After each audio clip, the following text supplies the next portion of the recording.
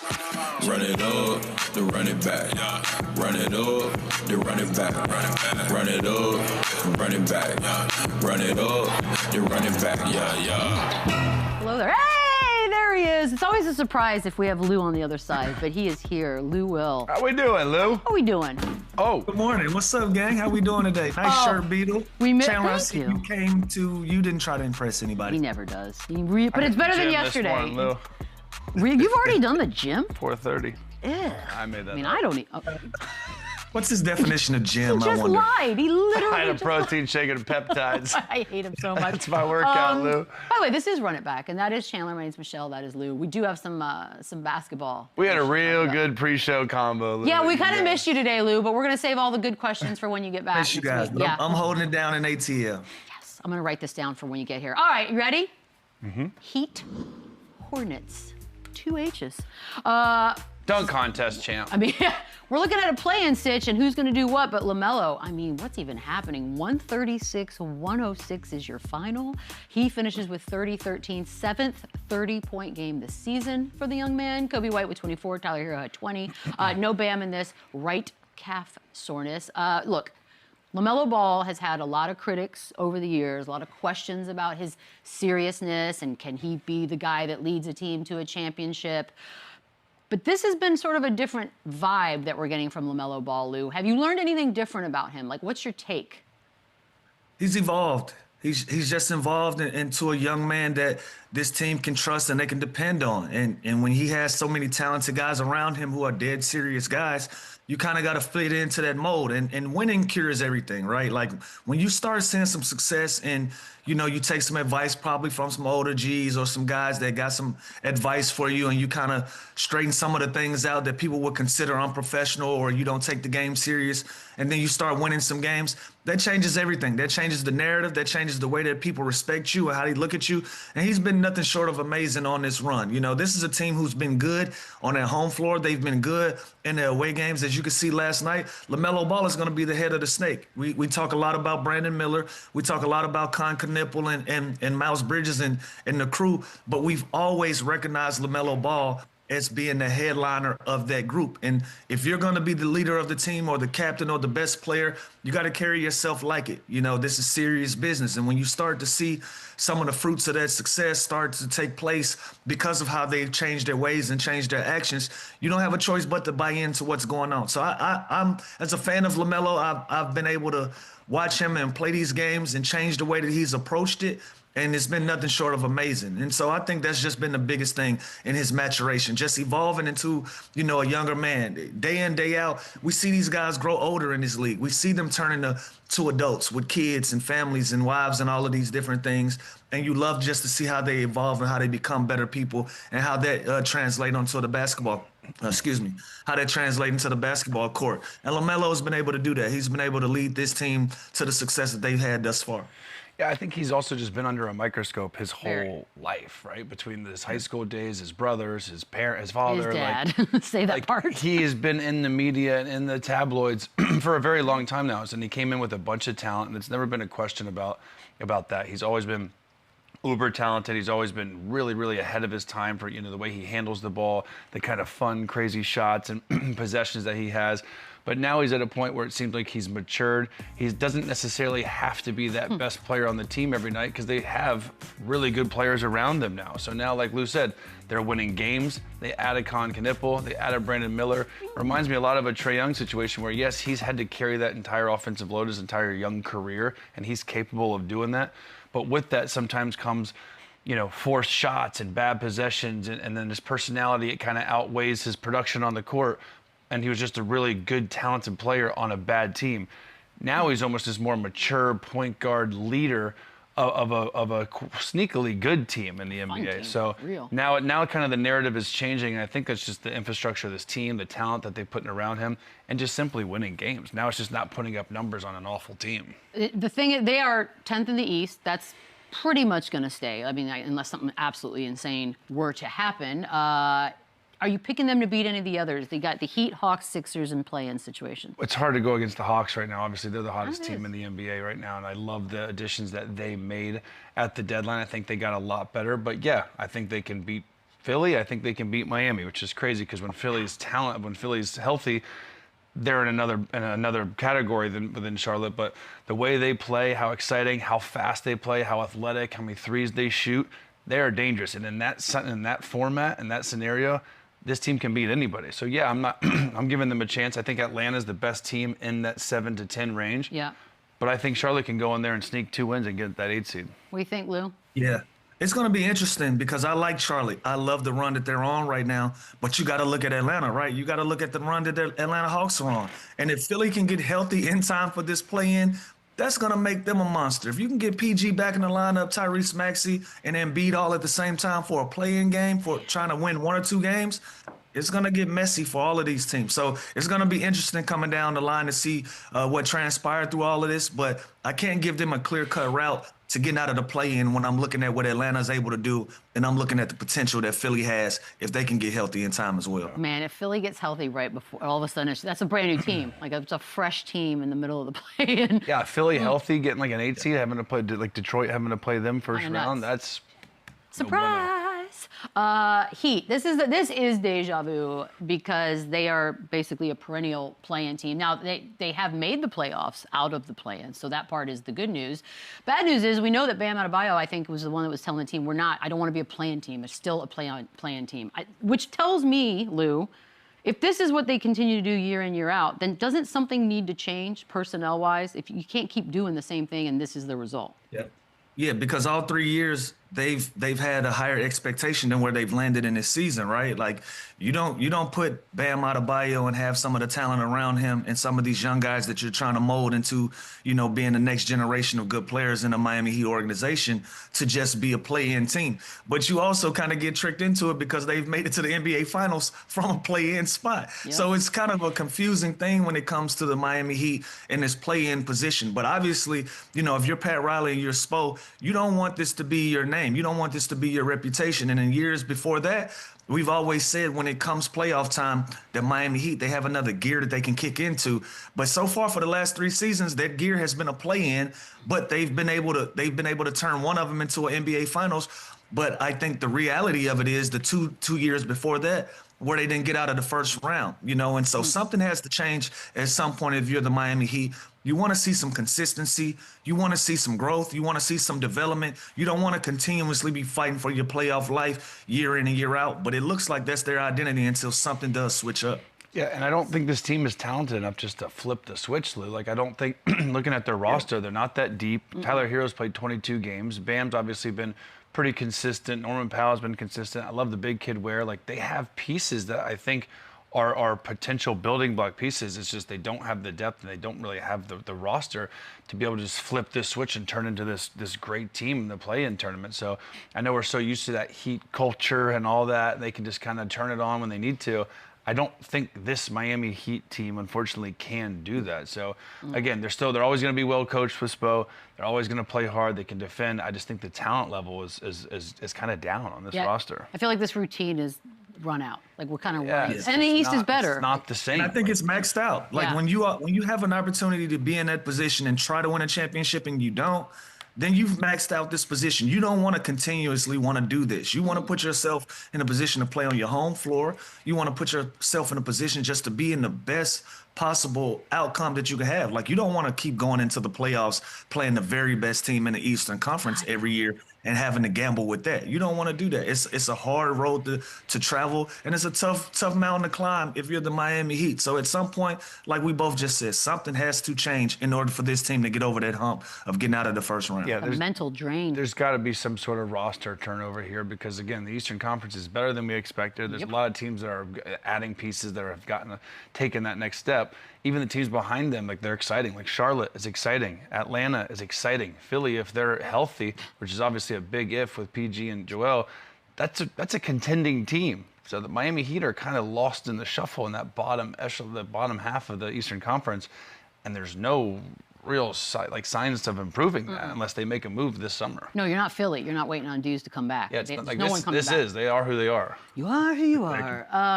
Friend of the show last night, Eric Collins, in the call of this particular game, had a little shady moment there, saying that maybe Bam's absence last night was due to a sore shoulder from shooting all those free throws That's the what he other said. night. Yeah, he did. I heard the call. What did you think about that? Well, I just now found out, and you know what? I don't like many announcers as much as I like Eric Collins. So I think he's hilarious. I think it's funny.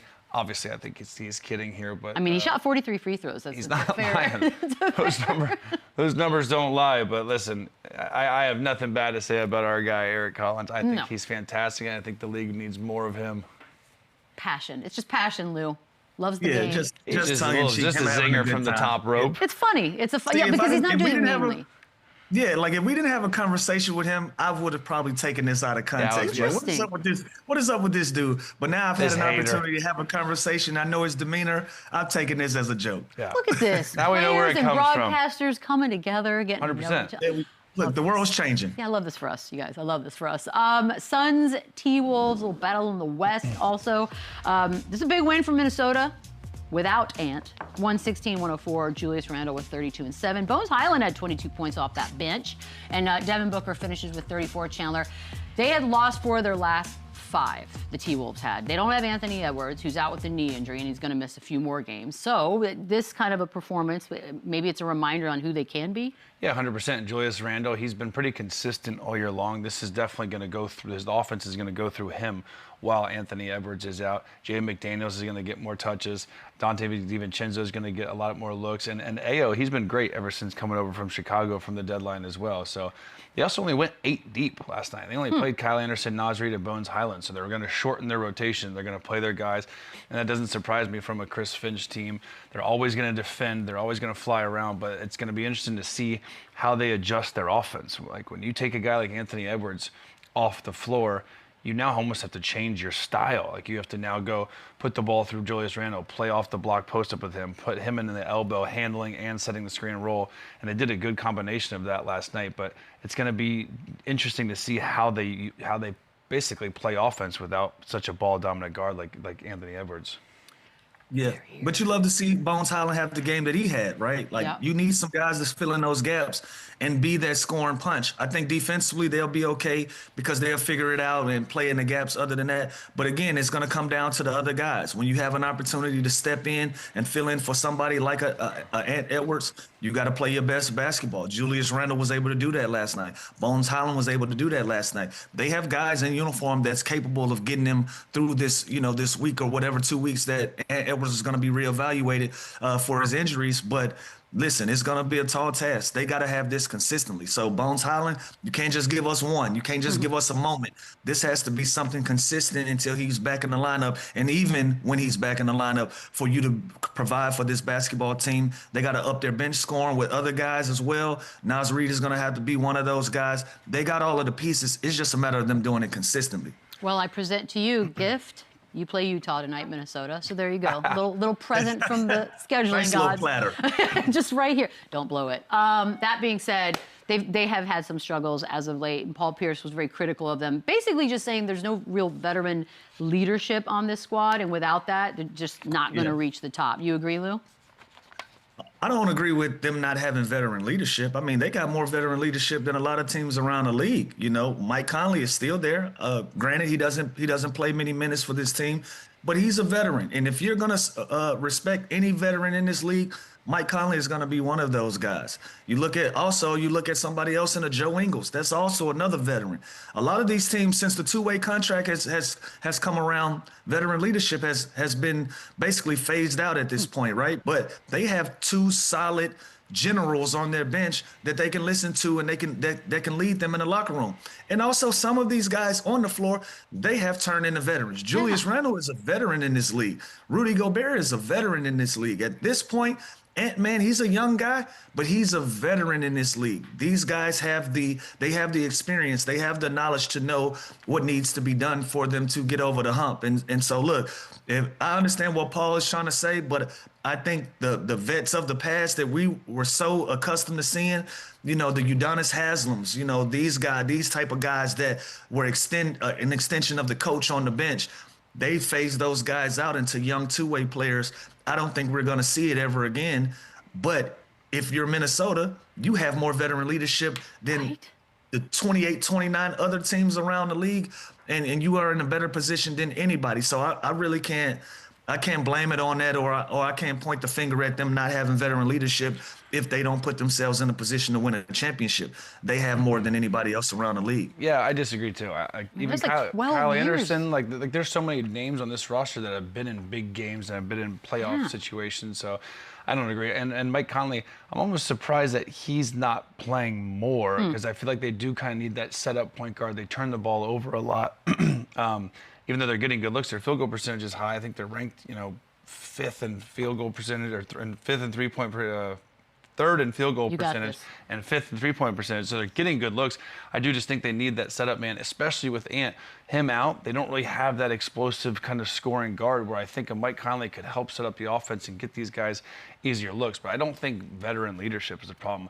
All the guys that Lou just named, those are all guys 12 that have seasons in the Yeah. league. By the way, what does that say, though, about how we view the Rudy Goberts and the Julius Randles? Because we're just 12 years in this league, you're not a veteran leader? Like, that feels weird to me. And we're on the outside looking in. Like, we don't know what impact these guys have in the locker room, right? Like, we really don't know. We're just taking a swing at it and saying that they don't have veteran leadership, which we don't agree with Paul on this one.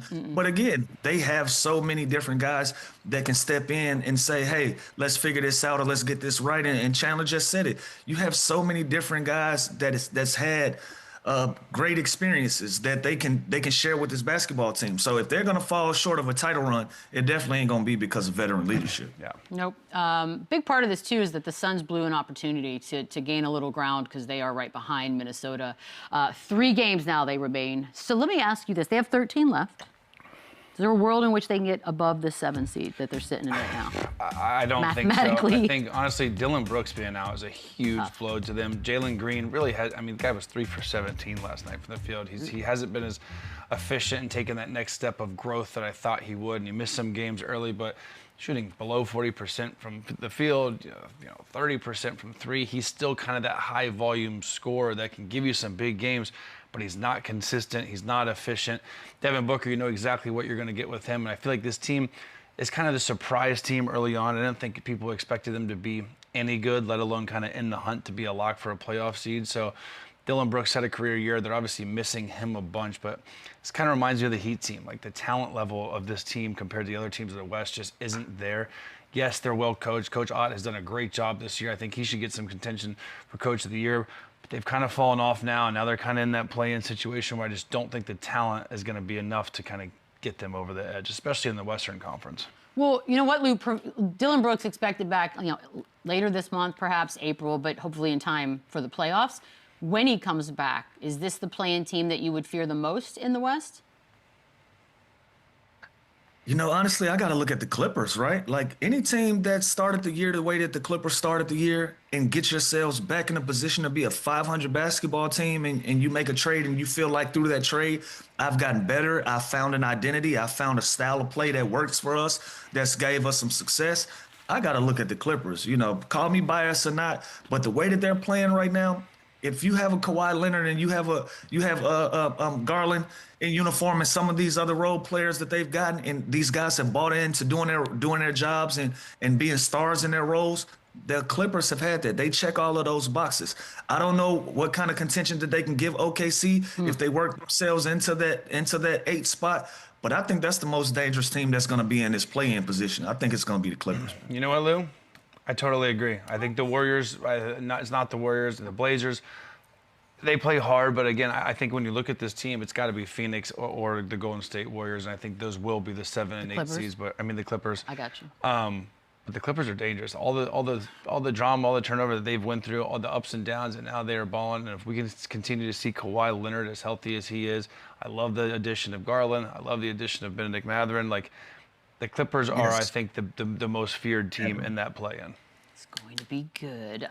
Speaking of Thunder, by the way, they were in Orlando. They won again. They won again. Not only that, but they clinched the playoff spot with that win, 113-108. SGA had 14 and 27 from the field. Chet with 20. Paolo finishes with 32 and 12. It's 9 straight wins for OKC, and no Franz, no Anthony Black, no Jalen Williams. But this win does clinch that spot. So I'm going to ask you now. You got to pick. It's them or the field to win it all. I got to go the field. As much as I like the Thunder, as much it's big growth. I got to go the field. There's so much talent in the league right now. And again, when you look at a team like the Spurs and the Nuggets and you know the Pistons, the Celtics, like there's just too much talent. There's too many good teams out there, which I think is good. I think that's a good thing that it's not so dominant and led by one team. Obviously, they're my favorite. They're my favorite. Like if I had to pick one team, I would take them. Wait a minute.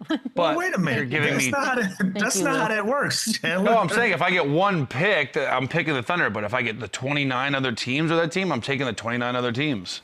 I have to. You understand the question, yeah? Yeah, and I said I'm taking the field.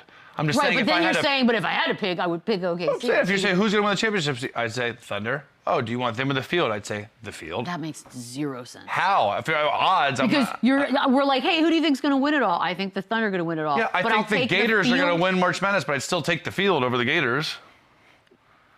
Like it's just a better bet. You guys don't know what I'm saying? No, we know what you're saying. I don't think we have time to sort this out. I think the Thunder are the best team in the NBA. I think they have the best chance to win. But odds-wise, am I crazy, or is he saying the Thunder? Odds-wise, if you're giving me 29 other teams, you're tripping. Are you guys Chandler. nuts? The question is, do you think the OKC Thunder can win the championship or one of the other 29 teams? Which would you take? The Thunder. I would take all the other teams. I don't have to pick one. I get 29 or the Thunder. I'm taking the 29. But you also just picked the Thunder 3 times while we were having this conversation. Because they're the favorite. I'm going to take if you give me the Dodgers or the field next year, I would take the field. And I would take so the much Dodgers. stuff I would take the Dodgers. Well, I wouldn't. Well, this is just because they're only going to play one, Chandler. It ain't like they got to play all 29. Well, they still got to get there, though. They still have to get past the Nuggets. They and still who have to has get a past better the chance Spurs. than the other 29 teams to get there? I'm just saying, there's another team that's going to get there for sure. They're Let's not go guaranteed. slow. They're not Let's go slow. guaranteed. Make They're sure not we get guaranteed this to right. get to the finals. My brain hurts. How do you guys not understand? Can we take a poll? How do you guys not know what I'm saying? It's funny because Cahill's in my ear and he's saying he agrees with you, and no. How do you? Thank you, Jason. I can't hear you. I wish you were in my ear. I'm he glad doesn't you want to got a talk vote to you. from somewhere because I don't see They it. are very good. I think they are the favorite to win it all. But you're not 100% sure. no, like they're not guaranteed just because of the best regular season team. I'd rather take the 29 other options and have more options than just one team. I'm taking can't the say field. that and then the next sentence after that say, "But I want the Thunder." You can't do Why that. can't I? If I'm picking one team, Lou, I'm taking the Thunder. bro. But if I get the option of 1 or 29, I'm taking 29. Are you guys on drugs? The chicken or the egg? I can't take it anymore. I'm so confused. You guys ever gambled before? Lou, are you taking the field? No, I like the Thunder for the there championship. there it is. Lisa, thank you. He put it. Hold on, you both would take the Thunder over everybody No. else. I'm taking the field. Are you kidding? No, I'm not taking. But who do you think's the best team, and who do you think has the best chance? I don't have the Thunder winning it all. Oh, She has a team in the field that she feels like can win it all. I also think the Celtics actually very much That's could win the it all. My to be point, quite frank. you want quantity. You want quantity. You want more. You of course want quantity. You know that. I don't That was the because pre-show. at the end of the day, I think that they have an opportunity to get back and win the championship. So if I'm picking right now, I'm picking the Thunder over the field. I don't care who's in the field. I like this team over here to do it. I think it's a gutsy move. I just don't want to put my eggs all in one basket. We know, buddy. We know. Well, say that then. Just say that part then. But I do think they're going to win it all. I hate you. I geez. literally hate you. Since the All-Star break, Paolo Banchero, you know what? Playing quite well, actually. Averaging over 25 points a game, 49% shooting, grabbing about 9 rebounds a game. It's kind of crazy because we're going to run into some people that have not reached the 65-game threshold. So are we looking at a world in which he might grab one of those all-NBA spots simply from math? I mean, yeah. I mean, listen, what's crazy is he's kind of been an up and down roller coaster of a season. And with all the injuries that he's had and this team's had with no Franz Wagner, he's obviously been the focal point of this offense. But, I mean, maybe third team. But, I mean, Okay. I don't know. I mean, there are a lot of names that are... There's a lot of names. I think there's other... second options on really, really good teams, I think, have just the nod over him. But it's a pretty solid season, especially I'd consider this kind of a down year for him. Like, I expect his numbers to be even better, which is crazy just because the expectations I have for this dude after being the #1 pick, after being Rookie of the Year, getting the max contract. I think the talent is there. I just think the more that Orlando wins, he's going to get more credit that he deserves. But maybe third team. I just wish they'd be healthy, like just for all of us to be able to watch them be healthy. I don't know if I would want it if it was contingent on 16 guys before me being ineligible. I don't know if I would even want that spot. But if you get that huge shoe bonus deal though for making all NBA, I'm sure he got some incentives in their contracts that's gonna work in his favor. But I'm glad to see him just turn his season around and make adjustments to where he can start seeing the sunshine again. You know, he's had a down year, no secret about that. He didn't quite turn that corner into being that all-star, that superstar level guy that we felt like he could be, that he had the potential to be. But at the end of the day, all of that aside, you just got to be the best version of yourself for your team. And he's been able to do that in the second half of the season. So, you know, whether that comes with an all-NBA spot or not, he's playing good basketball for his team right now. Think about this, 23 points, 8-9 rebounds, and 5 assists, and we're talking about this is a down year for this dude. Like that's how good and that's how high the expectations are for Paolo and how good that we think he can be, which is nuts. Like Franz Wagner's played like no games. Yeah. Like it's just kind of a bummer. Well, it's also like the up and down of Orlando. I think we thought this team was going to be a top team in the East, but through all the stuff they've been through, the injuries, like I think they're going to be fine. I think their best basketball is yet to come. But when they're full and they're healthy, they're a really good team. Yeah, they're one of those bad luck teams with the injury bug. There was a moment during the game, Alex Caruso gets a tee after trying to block a shot with a shoe. Talk to me here. Is this a good strategy? I mean, yeah, if it's legal. It looked like he blocked it. I think it works. You've seen guys get texts for like throwing shoes off the court trying to actually help. This dude blocked the shot with. Why do I love this? With the boot. Is it his shoe? Yeah, his shoe's off. See, look at his left foot. Yeah, I mean, listen, that's heads up. I mean, in baseball, you could throw your glove up, can't you? Can you? I'm pretty sure. Yeah, you can throw your glove up and change the path. What's the infraction here? What's the problem? Well, it's just illegal. Okay, in baseball, I'm getting the rules. The glove is an extension of your body in baseball. Can I not argue the shoe's an extension of my limbs? Yeah, if the hand is part of the ball, your foot should be part of your body. I don't know. One foot, one But imagine hand. like Cat wears a size 19. He just takes his shoe off and goes to challenge people at the Or what rim. if the shoe hits the guy in the face and like breaks his nose or something? Yeah, you can't do this. But he did get a technical for it, so it's not like he got away with anything. But it's funny looking. Did he get a block or a steal as well? That's what I want to know. Did his stats change? Did he get a stat for this or just a tech? I kind of like the quick thinking, if I'm being honest. Like, I don't hate that he thought, you know what, I'll just do it. Who cares? Maybe it works, maybe it doesn't. Totes worth it. Guys, we're going to take a quick break on the other side. If this is funny, if Embiid were to always be healthy, would he be the greatest center ever? We discuss next. If my aunt... I was going to say, if I had I'd get paid more. What are we doing? Lakers and Rockets. Let's do some you buying that. Oh, they play again tonight, by the way. Lakers just are sort of live in Houston for the week. We know that KD on Monday was basically held in check, double teamed late in the game. He suggested that maybe he needs to get out of the way, sit in the corner, set some screens, and space the floor. What? Are you buying that? No, I think that's just frustration. I think that's just him being a little irritated about the last game went and how they're going to defend him. And by the way, teams aren't going to stop doing this, so it's not going to get any easier for Kevin Durant. And this Udoka is going to have to find a way to get these other guys more involved. They're going to have to get Sengun back on the floor and play through him a little bit more because you do have to free up and make it a little bit easier for Kevin Durant. If I'm the Lakers tonight, I'm double teaming him again. I'm trapping him in every pick and roll, picking him up 94 feet. Like I am doing everything, especially after this quote, because it just tells me that you're frustrated and what we just did just worked. So I don't love this. I don't believe this. He's definitely never going to do this. So I don't love it. Do this. The offense would be much worse if he were to do this. But yes, there's got to be some accountability of those other guys to produce a little bit more and not make it just such a one-dimensional offense with Kevin Durant. Just frustration, Louis? You buying it? Is Sengun playing tonight? We're trying to check. We're efforting.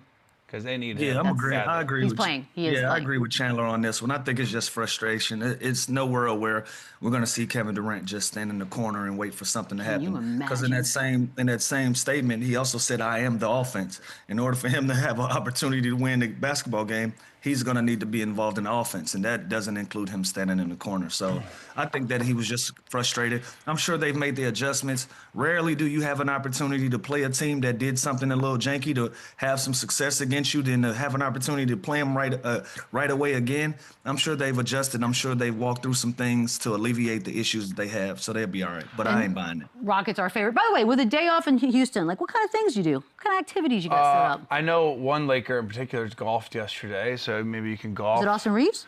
I don't know. Wait, what? Okay, that's the weirdest thing I've ever heard in my entire life. You could golf. You go to the Galleria. There's a lot of stuff to do. I've done the Houston. Galleria. But that being said, I think Houston makes the proper adjustments tonight. Not that anyone asked, but I think the Houston Rockets win tonight. So people are believing in them. And the Senguner's back. Yep, that's okay. I don't think that's right. But guys, this next one makes me laugh a little bit. It's Jeff Teague. So you already know we're heading down some. It's gonna be a good one. He said that if Joel Embiid had a healthy NBA career, he would be the greatest center of all time. Now, he also then went on to say, well, hold on, it would be between him and Jokic. So that means Embiid would be one of 2 of the greatest centers of all time. I don't even know what part of that I'm asking you to buy, Lou. Do you buy any of it? Where are we on this? If he was healthy. I mean, we can, if. I mean, I don't know. Yeah, like all of these things are different because I'm looking at a healthy Jokic and I'm seeing what he is. So it's hard for me to say what Embiid would be if he wasn't healthy. And so, that's just the nature of the game. We got to deal with what we got to deal with. Would he be one of the 2 greatest centers of all time if healthy? I could say yes, but then I'm also looking at a Shaquille O'Neal and what he was able to do. I'm also looking at Jokic and what he's been able to do. Those are going to be the 2 guys. And I've seen how it went with them being healthy, so I'm not sure. I'm not buying. Long story short, I'm a huge Joel Embiid guy, and again, when he is healthy, he is dominant. There's no one like him. Even the way he played, like Jokic isn't like him, like that physicality, that strength. He's just a different kind of center. So I do kind of agree with Jeff Teague, but the if game's always dicey. Like if Derrick Rose was done healthy, he might be the best point guard of all time. Like you just never know, so we're guessing. But I do love Joel Embiid, and when he's healthy, he's different. I think we all are bummed that we've not been able to have a 100% healthy. Like that MVP, Joel Embiid, I was like, this is the closest thing I've seen to Shaq. It's fair. That is, but the if is I can understand how you feel like this. We saw the potential of what it could be, but he just hasn't been healthy enough to be in that conversation. A lot of great centers like Will and Bill Russell, Lou. You gotta factor in those guys too. I know. I knew there was gonna be a smile at the end of that. I just knew I'm serious. Are you? On the latest Game Over podcast, Max, what are you doing? Kellerman suggested that Jokic and Murray might be the best 2-man duo ever. Come on, Max. And then he backed it ever. He backed it with Murray to Jokic, top assist to point scorer. Jokic to Murray, 4th. Lou, are you buying that? Sure. Why not? Anybody buying this? Kobe. 2-man duo? Not buying. Bro. And I'm not even thinking. Also, Jamal Murray, like playoff Jamal Murray. They have one championship. There's a they have one chip. What are we doing? On the counter argument. No. Max Kellerman knows how to get the people going. Kellerman, this is not like you. You're not a hot take artist. What is this? What is this? Listen, they're a fantastic duo. Jamal Murray just made his first All-Star. They have one championship. Like, ever? They're great. Stop. Ever? Yeah. No. I mean, we're just stunned. We're all like trying to figure out what he's doing. I'm not buying it if it was on sale, Beads. That's a good point. Have you ever bought anything on sale? A clearance rack. They can have it. I don't even know if you know what that is. Candace Parker called Cade Cunningham. I kind of like this. The LUKA of the East. Part of it I like. Chandler, are you buying that? No. Like I think he's a two-way player. I think he defends. He's and nothing against LUKA. I don't think he can score the ball like LUKA either. So I think they're completely different. I think their styles are different. I think they're both big guards that handle it a lot and can score in many different ways. But I look at Cade like more of a two-way versatile wing almost, and I look at LUKA like a ball-dominant scoring guard. So maybe why would she say that? I wonder what she was thinking. I mean, they're both the head of the snake. They're both key to their offense. They both have the usage rate. Like I said, big guards that kind of control a team's offense. But I don't think they play alike at all. Well, neither. I'm trying to figure this one out, Lou. Like I'm trying to get in her brain. Figure out what this means. Cade Cunningham is the Cade Cunningham of the East. I'm not a fan of. They're not even similar. That's what I'm trying. I'm trying to figure out where it was going. I'm not sure where she was going, but I'm not buying one piece of it. Okay. I'm good. This is a rough buy. Not even on the clearance rack. Like, oh God, I can't. Not Did even. you just learn the word clearance today? Is that what's going on? Costco. Not even. Dwight Howard announced his retirement from the game of basketball He's last been in week. the headlines lately. Yeah, no, he really has. Top 10 center of all time. Are you buying it? Yes. Look at Paul. Yes. That's funny. I'm an Orlando native, and this guy was unbelievable for those years. He's one of the most exciting centers that ever played. The way he'd play above the rim, the way he would block shots, that run in Orlando with Van Gundy, those teams were so much fun to watch. He was the best center in the NBA for about 8 to 10 years. Yeah. And just physically. And again, this was before the game transitioned into like shooting threes and getting up and down. And so he was that dominant force, back to the basket, offensive tip dunks, blocking shots, catching crazy lobs. So yeah, I would even maybe put him a little higher than 10. How high are you willing to go? 6. 6, Like, I think Dwight Howard is a monster. I would even go lower than that. Yeah. I'm not sure where we got this thing wrong with Dwight Howard and where we rank him and him not being a top 75 player of all time. I don't know where this went left, but he's absolutely a top 10 center of all time. I would even say top 5 for sure. Yeah, Top 5. I mean, who are we? Okay. Do we have that list with us mentally? I mean, Jokic, Shaq, Kareem, and then that man Then let's right start there. having a conversation. Yeah, then I like, think he's got a better chance than anyone else. Do you think what happened was sort of like the personality of Dwight Howard and all the other stuff? Like, I don't know, somehow people put that in their brains But you and know they what? forgot? He got like a raw deal there, because I feel like it started off as like this personable, Totally. bubbly guy, and then it was like, oh, he's not serious and he doesn't work hard. But like, I played with the dude in Houston. He worked hard as hell. He was grinding in the weight room. Like, he was a great teammate. He was definitely silly and was a little quirky of a dude. Fine. But like, you kind of need that in a season that's so stressful and long, and the guy to kind of make the vibes positive and happy. And after a loss, he wouldn't just be so down and negative all the time. So like, I actually enjoyed playing with Dwight Howard, and I enjoyed that kind of personality that wasn't so uptight and just stuffy. It's an interesting study on like sort of what went wrong. It doesn't mean he's not serious. The I guy agree. busted his ass. Like, I think he definitely got a raw deal on this personality. On the read. On the read. All right, that's fair. Taking a quick break. On the other side, we answer the questions. We go to the bag. The bag. From the people? The peeps have spoken. In our bag. All right, here we go. We got some questions from the YouTube chat at PSA, I don't know, PSAIMSTO. Don't get God on these fake I names know, I have to be here. careful. I don't get fired. Lou, do you think SGA is going to be a top 3 point guard ever one day? I feel like he has the potential, and he's already got some hardware to go with it early in his career. If he can put together a couple more of those MVPs, another couple rings or what have you, and he's going to average at least 20 points a game or 30 points a game and continue this streak on, I think he's already putting himself in that conversation. So if he can get a couple of more things just to tighten up that argument and just push it out the way where nobody can even debate this, I absolutely think so. I for sure think he has the potential to be top 3 all time for sure. You know what's interesting? Like I want him to be. You know what I mean? Like, he could do no wrong. Like, in my eyes, like I want him to keep being great. Like, from the outside You're looking rooting for in. this. Yeah, like I am a huge fan of him. All right. Well, there you Absolutely. go. Just keep I rooting. would love that. Heading in the right direction. Just keep rooting. just keep doing it. Andis Brown 4. What does that even mean?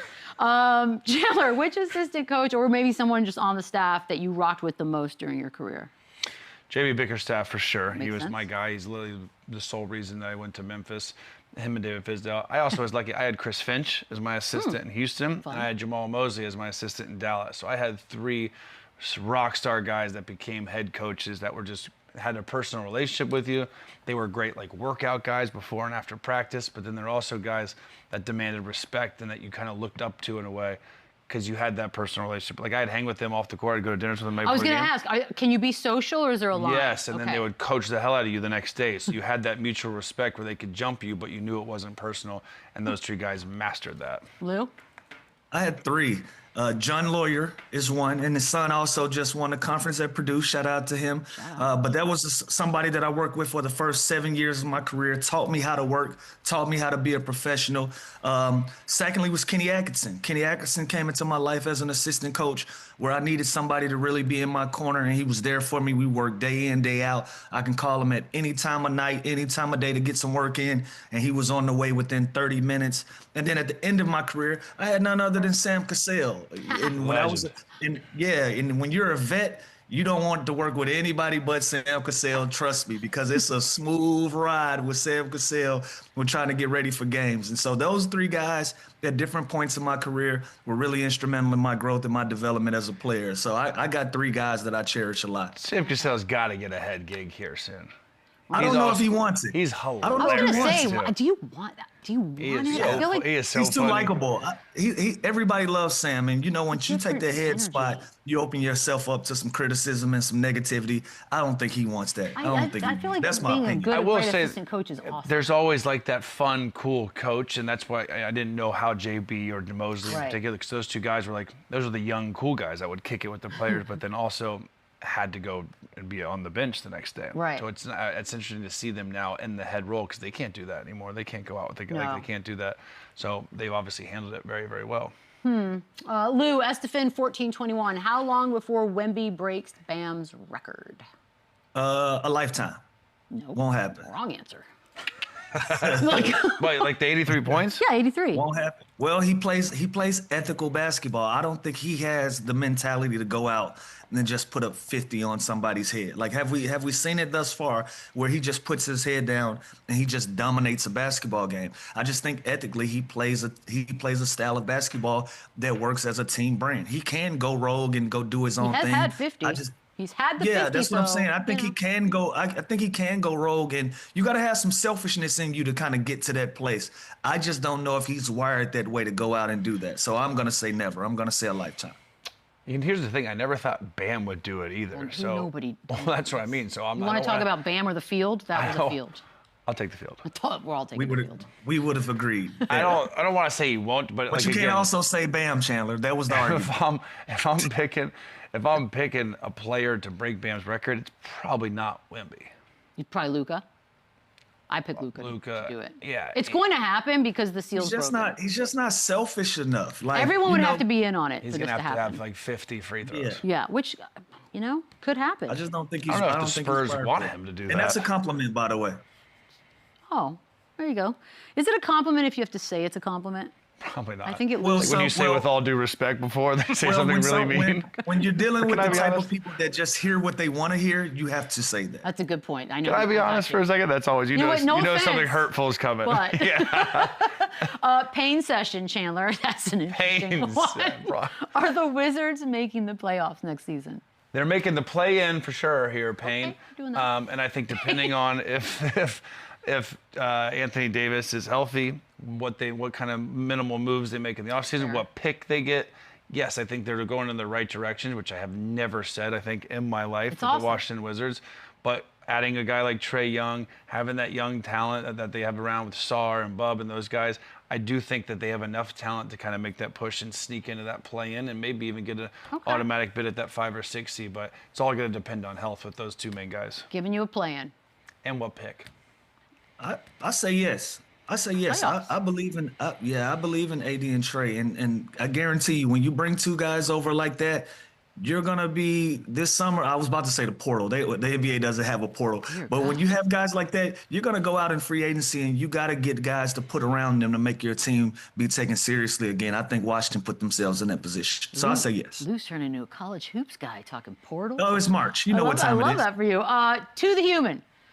During All-Star Weekend, yep. Boogie Cousins asked Ant about his Mount Rushmore of Atlanta Hoopers, and he mentioned Vincent Bakes. Lou, do you have any? What's your favorite moment? Vincent Banks is a local legend around here. Went to South Atlanta, and he was a killer. He was a killer. Played some college ball at Cincinnati, but didn't make it big. But when I tell you he could score that basketball with the best of them. And he was one of those guys that they put us neck and neck year in and year out as the best players in the state. And Vincent Banks was like that. He put up a 60 one time, and I was like, sheesh, I don't know if I can go get a 60. I got to figure some out. But he was a dynamic scorer. He was a hooper. You know, if you're from Atlanta, if you know, you know. But Vincent Banks was like that. He was one of the most talented guys in the city for a course of over 4 years. Playing basketball. So, shout out to Ant Edwards for even recognizing Vincent Banks, because usually we talk about the guys that we recognize and that we know, but for him to mention Vincent Banks in the same conversation with a Lou Will and some of the other guys, big respect to Ant-Man for that. I'm sorry. There's certain hoopers, like Remember, Lou, you might remember Darius Washington? Absolutely. Like, from he's Florida, from Orlando. Went to Memphis. Yep. Went to Memphis. He's the one that missed the free throws after saying I got it. But he was the coldest high school basketball player I've ever seen in my life. And when you ask normal people who are the best players from Orlando, no one would ever say Darius Washington. But, like, he is, like, my Orlando GOAT. Do they say you? I'd probably be one of them, yeah. Like, what do you think you are? Like, top what? Because Lou's Mount Rushmore. So what are you? Depends. Or like Orlando is so big. Like if Vince Carter gets counted, then there's some other guys from the outskirts. But I think I'm top 10. The outskirts of Orlando. It's not that many. You think Orlando's big? What about Atlanta? Atlanta's got probably a better squad. Like we're talking Josh Smith, Lou, Dwight. No, it's deep. Top 10. We got a lot of guys. I think I'm a top 10. But I also scored close to 4,000 points in high school. So South Gwinnett. South Gwinnett High, baby. 1,000 is just so many points, Lou. We can talk about that when you get back. That's when you average 30 as a freshman. It happens. Did you actually? Baby Lou. I was on JV as a freshman. I swear to God. We're going to take a quick break. He's laughing at you. So varsity baseball. Quick break. JJ Redick. Basketball. Got some comments about LeBron out of Mr. Redick. 30 a game as a freshman. Seems excessive, honestly. Baby Lou, he already looks baby face. What did he look like? Say what? Chandler, after the Lakers went over the Rockets, JJ Redick said the best thing for the Lakers is LeBron being the third highest used player. We said it out loud. What do we think? Yeah, I think the best thing is probably their offense, just in general, and how explosive, how many points that backcourt can score. But yeah, when you're looking at a 41-year-old LeBron James, you're not going to want his usage rate high. It's not going to be what we're accustomed to in the past. And when you have those two ball-dominant guards like LUKA, like Austin Reeves, you don't necessarily have to have LeBron dominating the ball. So I think they can pick his spots where he can kind of be that point forward, where he can be aggressive, where they can run the offense through him. But that's not necessarily his role on this team and within this offense. So I agree with that. I think they obviously need to make improvements defensively, which I don't know how they do that at this point of the season when they are who they are. I mean, there have been moments. But their offense is really, really potent and elite. And I do agree that LeBron is their third option, which remember before the season, we were like, oh, that's like offensive. And yeah, he's their third option. Feels weird, that's okay. Like that is okay. And so I agree with this. Better to be third than not an option, right, guys? Yes. Well said. I'm not sure what that meant at all. Lou, we're good with it. He's just stating facts. Sometimes we get weird when people say truths out loud. Yeah, I'm down for it. I'm down for it. Yeah, I got no issues with what JJ said. If you got LeBron and you got these other guys, you don't want to run them in the ground, especially over the course of a long, long season. And you got aspirations to win a championship. So your 41-year-old being the third highest used player, that's a good thing for you. That says that everything is being managed appropriately to give you an opportunity to do that in the postseason. So I got no props with that. By the way, real quick, Durant said that Michael Jordan took time off because he got sick of the game, while LeBron has played straight through it. And does that make his career more impressive than MJ? Stop it. I think the longevity part does, Lou, right? Like it's got to. How good and how productive he still is at that age. Yeah, I think that's got to count for something. You can count it for something if you want. Does it change the argument into one? By the way, we can't do this. You guys already think LeBron's the best, and I don't. I'm not doing this. What I am going to do is go back to Chandler because he did some math in the break on the Orlando situation. Yeah, I'm top 5, Lou. Upon further review, and it ain't. I don't even know who would be 6. Yeah, there you go. Why did you short sell yourself? Well, because I thought maybe there's some new blood there, but T-Mac is Auburndale, and Vince Carter is Daytona Beach, which again, that's kind of fringe Orlando, but even with them, I think I'm 5. Amari Stoudemire was a good one. I hope you have a good day because now you feel more confident. I'm the man. It's basically what I'm trying to tell you. We'll see you tomorrow, buddy. Natasha Cloud on the show.